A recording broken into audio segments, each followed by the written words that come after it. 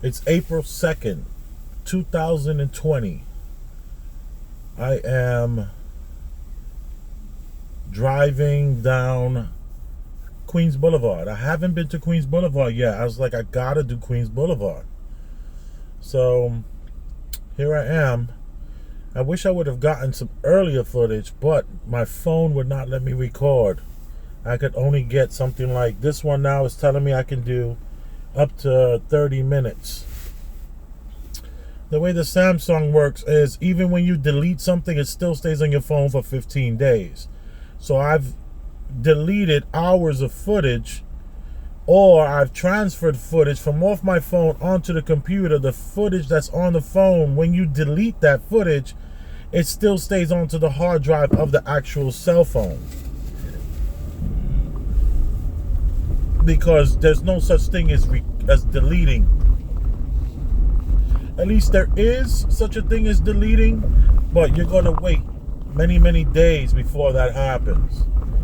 Like the police, they were doing all those they were setting up all the people with drugs, and then they would press their body cams, not knowing that it takes 30 seconds. It takes up to 30 seconds worth of your time. And check this out.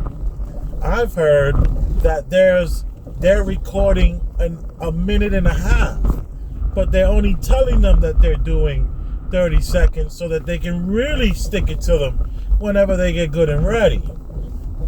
And that's an interesting company in itself that's doing that with these computers. I am putting some money on that company because I know that the body cams is really going to be the future. So,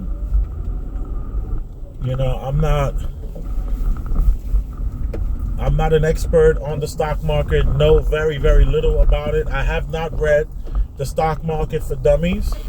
All I do know is that when September 11th hit, if you would have had stock in the companies that put all those body scanners and all that kind of stuff, you would have done well. Like Jeff Bezos, he put out his stock for like $14 or $10, and no one said, yo, this guy got his company, you should get some, you should take some money and put it on that. And like a lot of that stuff is common sense stuff, Facebook, Google. You look at Jeff Bezos' numbers now, it's like $1,500 a share. So if a person would have just bought, $100 worth, it probably only be worth $4,000 or $5,000. But that's right now, it would only be worth $4,000 or $5,000 had they not touched it. But had they touched it a few times, they could have quadrupled the money. You see that you paid $15 for something. Now it's worth $35. Sell half of them and rebuy them and keep that profit. I mean, that to me just makes sense. It just makes sense to me. I don't know that I have to read a book that's going to tell me a lot more than that, even though I should educate myself. But I just feel that sometimes... All right, there was this show I watched once before. It was a sci-fi show. And this sci-fi show, there was an alien race.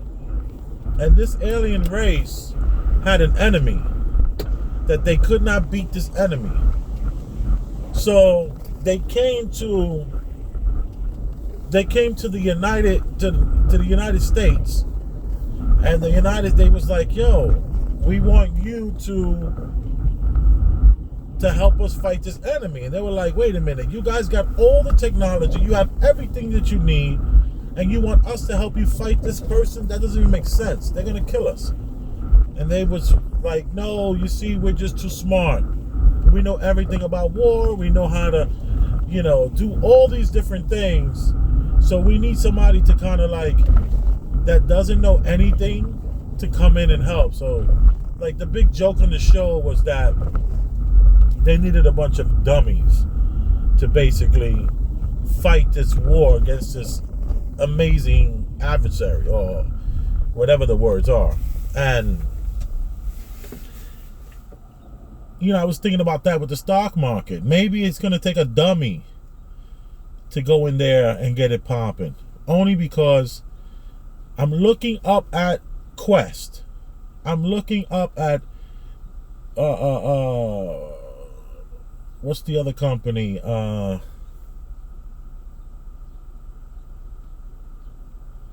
Glaxon and Klein, something like that. There's just tons of them. And all these companies all have something in common. They have something to do with minerals and water. And a lot of that stuff is like 1 penny. And it'd be kind of crazy to not think that in 10, 15 years from now, that penny could be possibly worth $1,000 damn dollars. So yeah, if you would have bought the stock when it went forward, when you was, for $15 for Jeff Bezos stock, and then you find out that it's worth, $1,400. So now you make yourself $5,000. $5,000 is a lot. Is a nice amount of money, but you can't. It's not life changing. So people got to stop trying to win for themselves. If you're over 30, 40 years old, me, I'm 46 years old.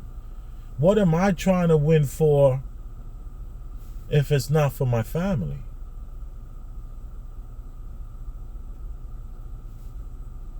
I've been N-word rich my whole life. I was the guy who from a very early age knew that I needed to make nothing less than $100 a day. And when I worked regular kitchen jobs and I saw that I was walking away with the averaging about $100 to $125 a day from 17 years old. All right? And I knew my worth, because I know that if now I have to do 2 jobs for somebody, I know the owner can't give me double pay because he had to get rid of somebody, but I'll take pay and a half. I'll take his pay. You want me to do his job too? Not a problem, because one thing about the food business is that it does not come a dime a dozen. Maybe the prep guy does. Maybe you can find a prep guy and then 2 weeks later find you another prep guy, and then 2 weeks later, no, I doubt it. So one thing about the restaurant business, you're allowed to be very, very aggressive with the owners as the chef or as the sous chef or even as the prep guy.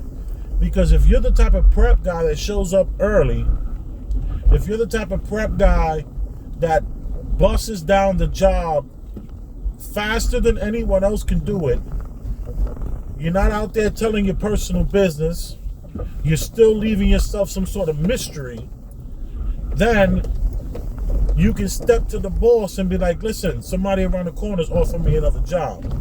What can you do for me? And they're going to say, what? What are you talking about? Who is it? Who's the person? Then you'll be like, no, I don't really want to tell you who it is, but I'm just saying, I'm in this life to win.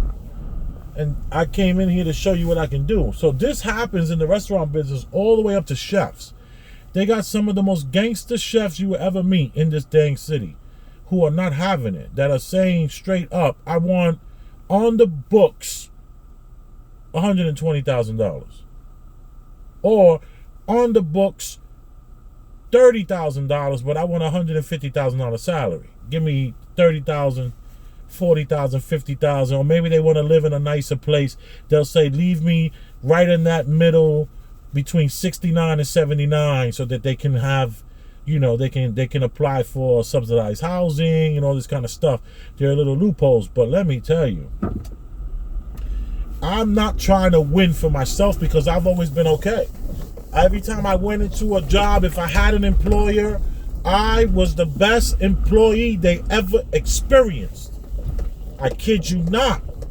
I can say that, have I ever been fired from a job? Yes, I've been fired from the same job twice.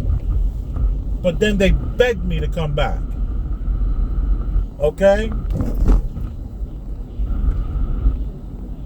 Because I know one thing is that the house has to win. And that was always my attitude. My attitude is always that the house has to win. I used to tell, when I was in the bar business, I used to tell all the bartenders, Listen to me carefully. This is how much is expected for me to make. Do you get that? This is what I need to make. This is the way it has to be done. And I won. And I was on them. I didn't have it, man. They knew that I wanted 18 shots per bottle. They knew that on this particular bottle, I'm getting 20 shots. Nothing, no drips, no nothing. You're not giving extra because the extra is in what I call a shot. And I was able to go to security and tell security, this is how much I'm expecting from the door tonight to make. And this is how much I'm expecting to come in the door. And this is how we're going to handle people. And I was very aggressive. I was very serious about the bar business when I was in the bar business. And it was a very violent business. You know, I got punched in the face many times because I told a group of guys, y'all not getting in. Not the way you dress and not the way you act. And I got somebody, you know, this was my thing. I would tell people, you know, especially the real tough gangster guys who have a reputation and their fathers are this and their uncles are that and they just coming home and all this. My thing was, how would you feel if you were sitting at my bar and I allow you to get in? How would you feel? And it used to always bug them out. What are you talking about? I says, I want you to think about this carefully. If I allowed you in my bar without searching you, without patting you down, if I let you just come in my space with that, and you were sitting at that bar, with your back to the bar, ordering a drink, how do you feel knowing that I'm able to let you in? And every time it worked, they would just be like, you know what? I respect that. And they would take whatever they had. They would say, I'll be right back. They'll take whatever they had, leave it in the car. They'll take whatever they had and just they wouldn't even have to come with it again. They knew they were safe. They knew they didn't have to worry. And I provided that. And the only way to do that is you have to be willing to throw down. And, you know, I didn't really have mentors like that. And mentors are really important for people to have. You know, the mentor that I had, you know, was a woman. And she was coming from, like, a hustler's mentality. So I learned things like a closed mouth don't get fed. I learned things that the life you save may be your own. I learned things like never let your woman hustle you a problem. I learned things like a good stand is better than a bad fall. Or was that a good run is better than a bad fall? No, I never was taught that one. Unfortunately, it would have been nice had I been taught that one. My life would have been maybe easier. But I didn't know how to run. I only knew how to stand up and work hard. And I'm telling you, man, I did this sober. I did not indulge in alcohol, marijuana, cocaine, heroin, ecstasy, pills, mescaline, nothing. Nothing. And I was in the bar business from the age of 21 to 37.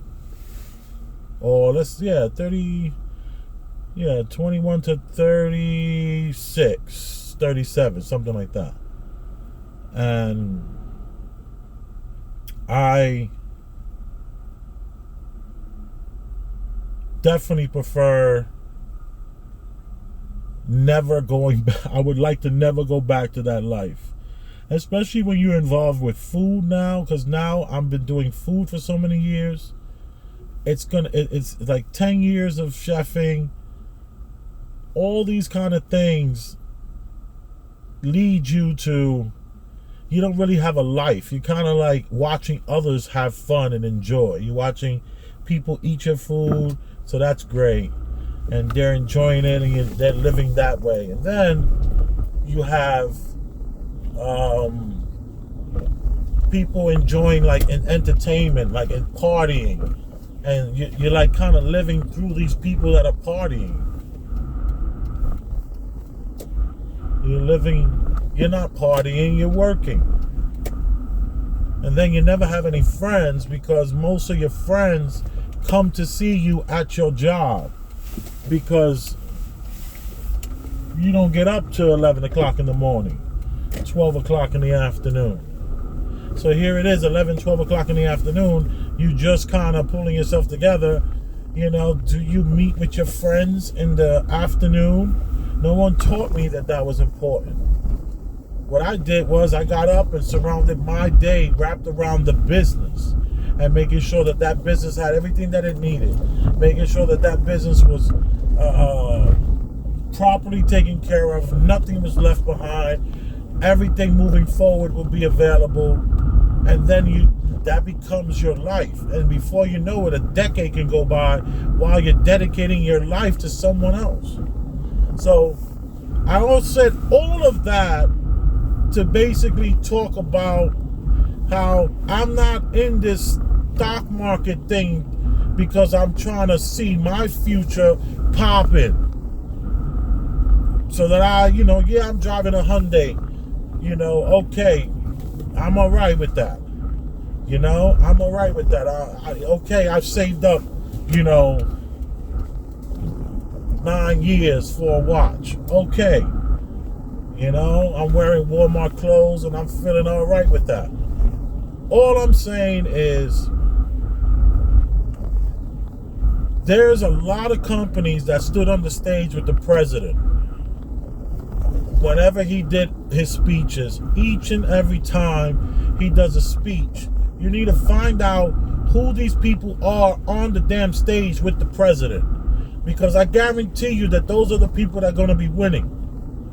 And all of these people that are standing on the stage with the president, guess what? Guess what? They are all involved with publicly traded companies. So yes, it's possible for you to make $4,000 or $5,000 with one of these companies, but they all have something what I notice in common. Minerals. Aqua is referred to. Aqua. What's up with that aqua, yo? Do I need to read a freaking book about the stock market to see that there is obviously something going to happen with water in the future? And they plan on making money off of it.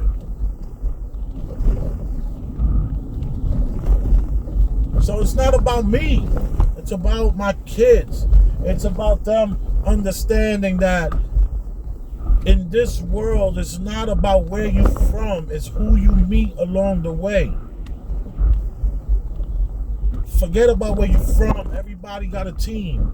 Everybody's picking sides. They all picking sides. They're picking red, they're picking blue. And half the teams out there from the damn states, they're all picking someone. Everyone is picking sides. That needs to really stop. We need to truly get out of that picking side stuff. Because all they're doing is having us separated. And us picking sides was not enough. They need us more separated. Look at us now. The new norm, social distancing, and then the pressure that's on you to not want to be exposed or not want to look like that guy from the movie, the Invasion of the Body Snatchers. There was a scene at the end of the movie, and his son does all those 24 movies, and the father, I can't remember his name at the moment, is Kiefer Sutherland's father, Donald Sutherland. Donald Sutherland plays this role, and it's in a movie called The Body Snatchers. And there's these pods that this alien race comes, and they put these pods. They look like big,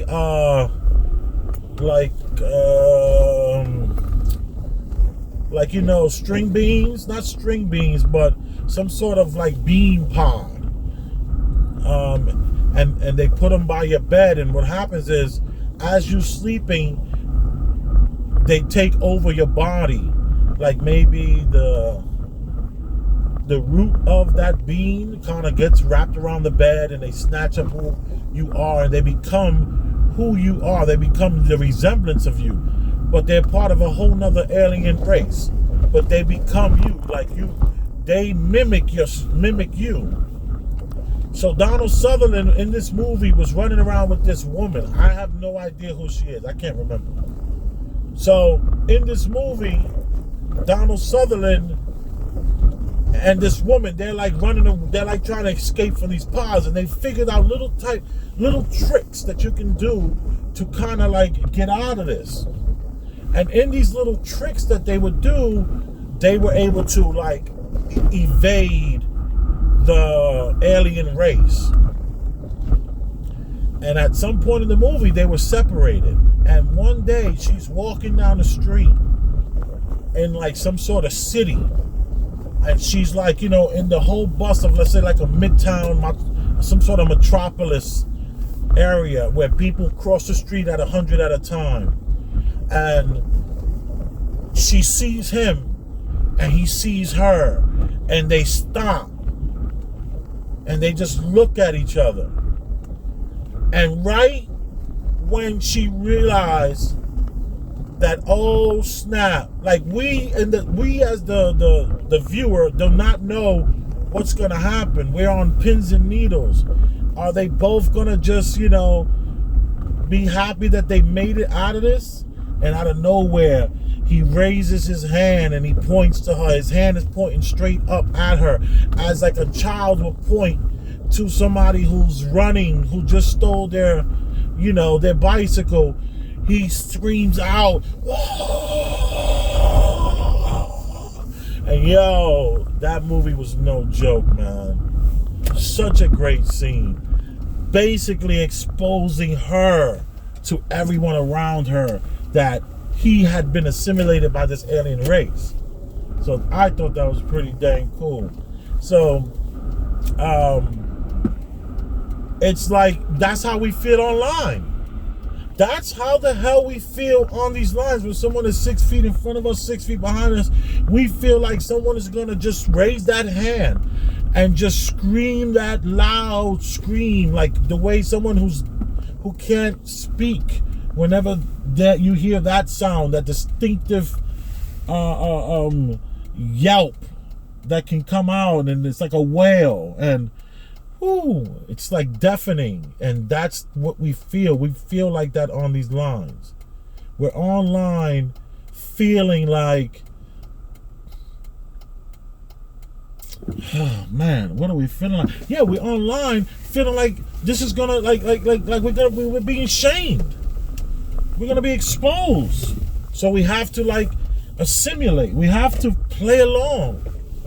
It feels like we have to play along. We have to just not allow ourselves to be exposed. And that's the trick. That's when they get you. Because when the person exposes you and starts screaming, I saw something on WorldStar where like this Irish guy with all these tattoos, he takes off his shirt as he's driving to the pub because he's so upset with people not taking this thing serious.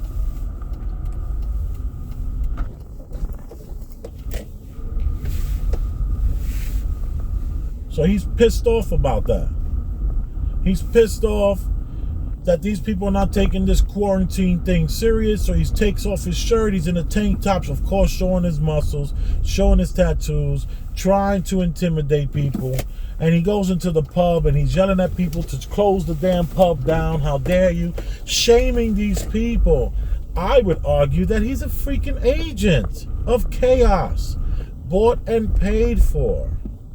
He's not some freaking YouTuber that's now going viral. This is an actor yelling and screaming at people to do this. The guy standing in the Brooklyn window talking about you gotta beat the curve, beat the curve, beat the curve, all that silly stuff. None of that's all orchestrated. That's all planned out. It's all propaganda. None of that is real. Trust me. So the only way to truly beat this, to beat these agents of chaos, these chaotic provocateurs, only one way to beat them, only one way, is to whenever they yell out, you yell back, F you. You heard? And everybody else says, you know what? Mind your business. And let me tell you, when you do that, there will be a bunch of stuff on the internet popping up. Those are not real. These are people that are bought and paid for.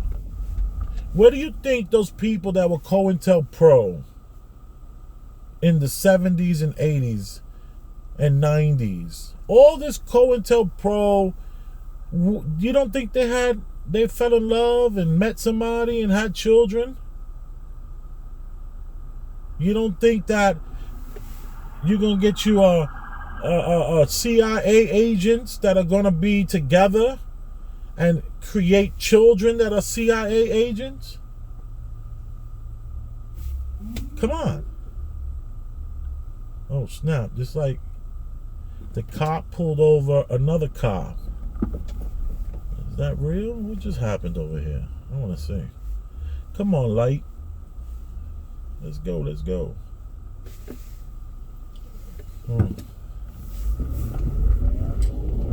Yeah, because, you know, people can get the lights put on their car and pretend that they're law enforcement. And some law enforcement officers know who these people are. So it looked like they were getting pulled over. Is this the block? No, it's not the block.